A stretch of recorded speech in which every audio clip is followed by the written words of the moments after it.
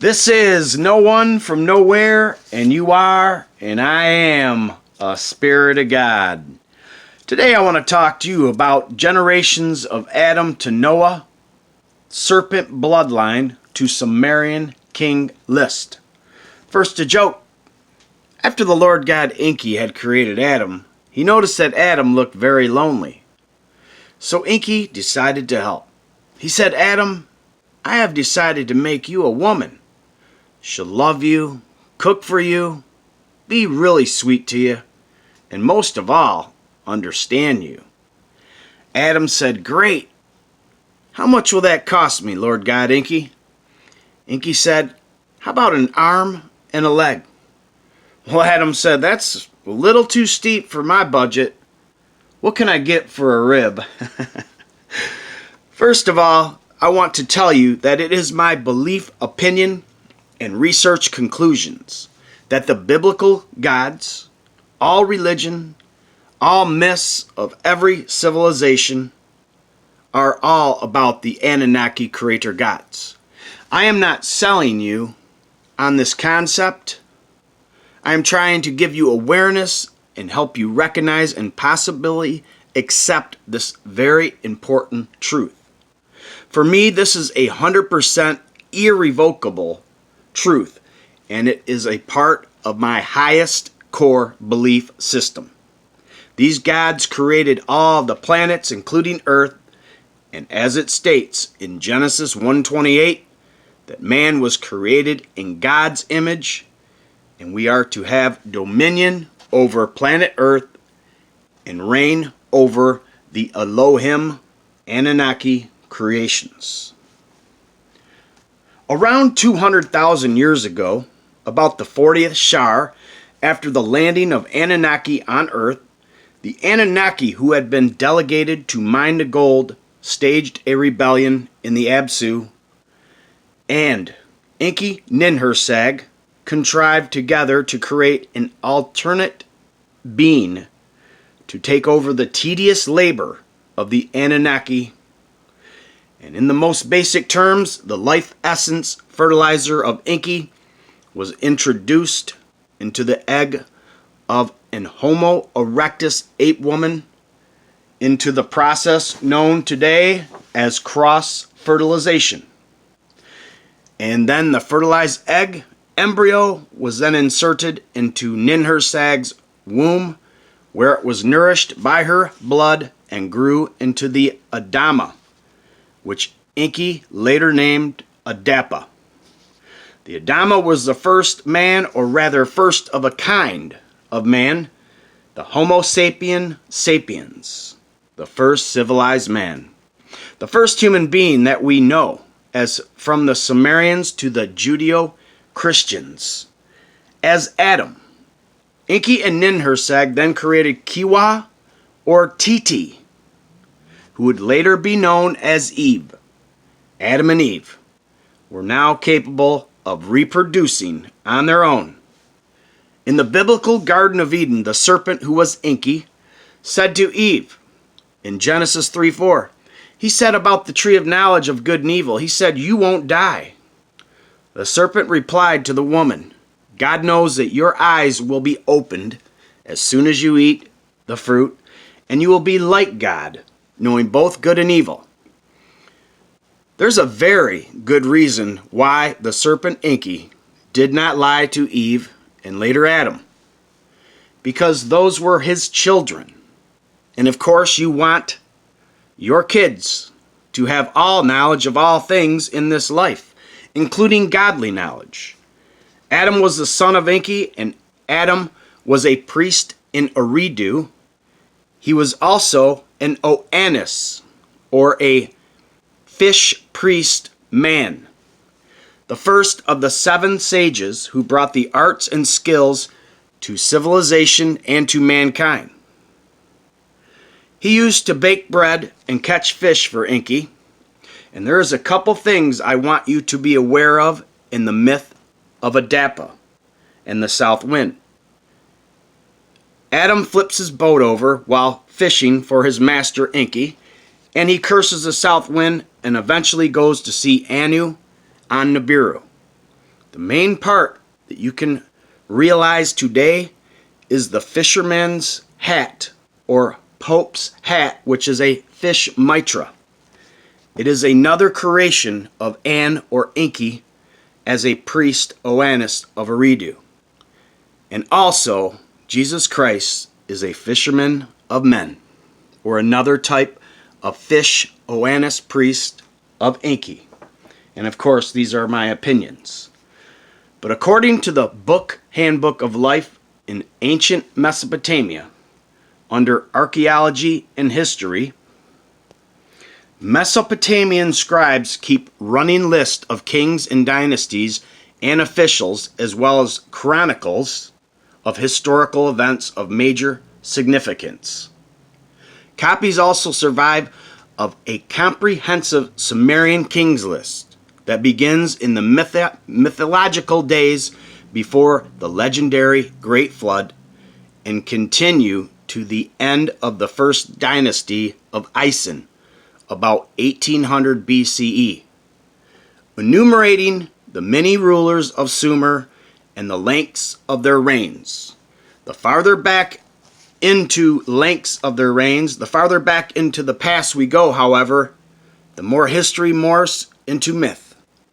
Thus, the 8 kings who ruled before the flood are each assigned an average reign of 30,150 years.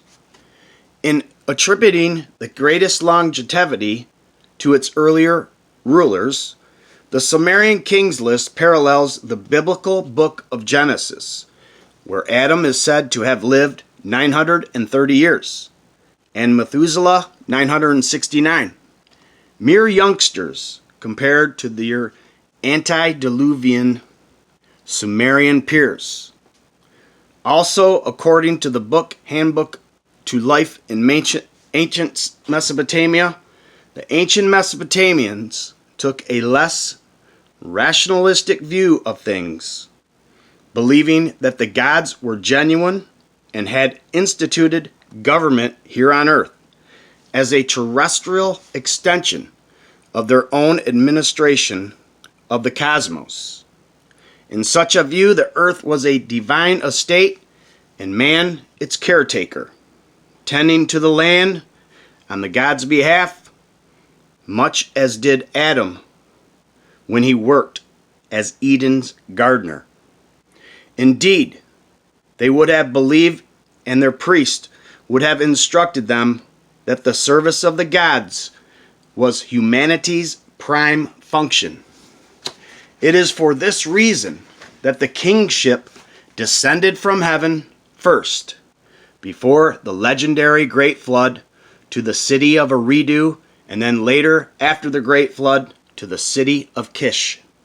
So proclaims the Sumerian Kings List, a document that purports to list all Sumer's monarchs from the dawn of civilization, and implies that certain monarchs, those of Eridu and Kish, once exercised sovereignty over the entire whole land. The Sumerian Kings List opening line of the text is when kingship was lowered from heaven. About 8 kings ruled before the flood and lived unbelievably long periods of time before the flood. The 8 kings altogether ruled 241,200 years. These were Anunnaki god, Nephilim gods to demigods.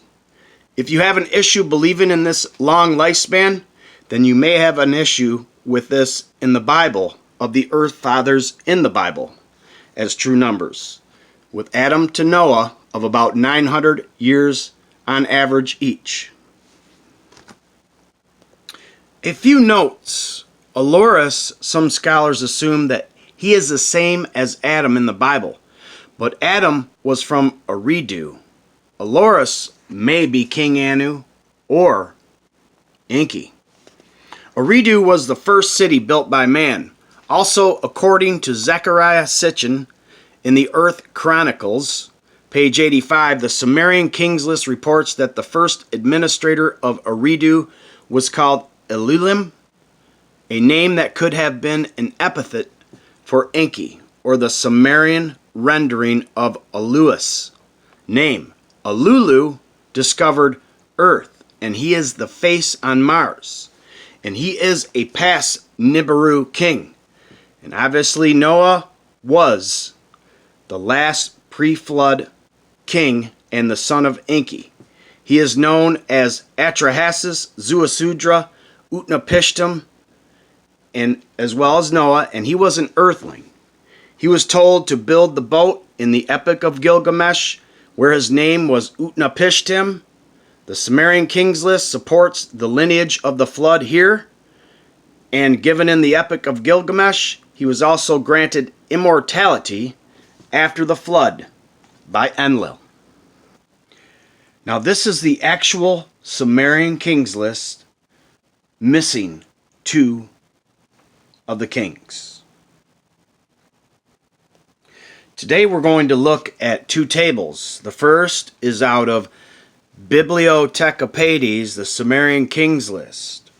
According to them, the flood took place about 30,378 BCE. Most scholars don't think there is a similarity with the Bible because the earth fathers before the flood counted 10 rulers from Adam to Noah. What they overlooked is the fact that not all of them could have ruled because they succeeded their father after his death. So one earth father can be crossed out as a ruler, namely Lamech, the father of Noah, because he died 5 years before Methuselah. With that in mind, we have only to place 9 earth fathers in the list of successors. Further, it's certain that Enoch ruled himself because he disappeared during the rule time of Seth. So finally, we have only to count 8 rulers before the flood. You can also see that in the Bible, they only count 8 rulers and not 10, as most scholars think. And here is a map of the Sumerian cities and possible locations of the antediluvian cities. Some you cannot find to this day. Here is a complete list of the 9 total king with the king's name, and notice they ruled for 432,000 years and also 120 sars, i.e. a sar is 3,600 years. It's a very, very long time. As you can see, there's no real logical similarity between the Kings list and the Bible patriarchs that you may find in Genesis 5, 1 through 32. Because the ages and lengths or reigns of the Sumerian kings are much larger and longer than Adam through Noah. Some kings reigned more than 30,000 years. There is a possible explanation, and this is that the Sumerians use a sexagesimal system instead of a decimal system for counting. The larger lifespans in the Sumerian kings list are converted to a very similar number if the lifespans of 8 correlating patriarchs in the biblical account. They also use sars, i.e. 3,600 years of counting. Since heaven, Nibiru, is where they came from, the Anunnaki gods got here from there, there is no doubt that these patriarchs, including Adam to Noah and the Sumerian kings, were demigods with such long lifespans. Now this table is from Wikipedia, Generations of Adam. This table displays the most common line of comparison between the Sethite and Canaanite lines, as well as North Arabian genealogy and the Sumerian kings list. This is the one I prefer. They all could be right, but keep in mind the Sumerians were the first known civilization, and Enki Ninhursag are known to create Adam and Eve, and since they did this in the Sumerian account, it's very logical to embrace this as the number one choice, with the biblical generations of Adam to Noah. I do truly hope this helps you on your trip in your spiritual journey. Please always keep in mind that in Genesis 1:31, God looked over all he had made, and he saw that it was very good. And this means you, on your best and of worst of days, keep this in mind, and always relish and remember that you were made from the Most High God, and he loves you, and so do I, because you are, and I am, a spirit of God. Peace and love to you.